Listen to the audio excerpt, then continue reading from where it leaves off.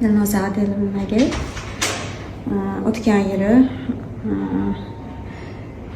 Instagram orqali unaqalarini ko'rib, keyin davolanishga kelgandim. Farzandlarim topib berishdi, yaxshi vrach ekanlar, bir ko'rining deb. Men osteoporoz kasalligim zo'rayib ketgan payt edi.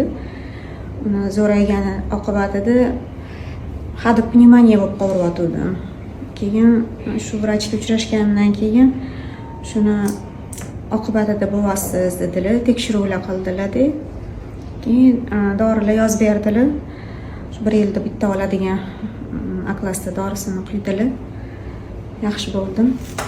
Keyin ancha o'zim qaddimni tiklashim, og'riqlarim kamayib, ancha yaxshi bo'ldim. Doktordan ham juda ham xursandman. Malakali doktorlar hamma narsani yaxshi tushuntirib beradilar. Keyin qanaqa paytda nima qilish kerak, yaxshi tushuntirib, kasalingiz og'ir kasal bo'lsa ham o'zingizni xotirjam his qilasiz. Doktor bilan uchrashganingizdan keyin sizga shunaqa oddiy tushuntirib, nima bo'lishi kerak, doridan keyin nima bo'ladi, keyin nima qilishingiz kerak deb juda yaxshi tushuntirib beradilar. Juda ham xursandman shu doktorga kelganimdan.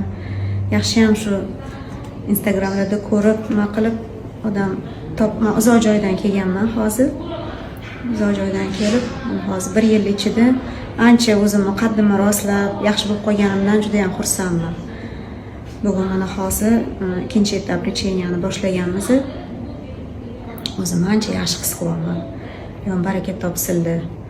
Farzandlarning rohatini ko'rsildi. Shunaqa malakali doktorlarimiz ko'payishsin, iloyim. Sog' bo'lib yursinlar.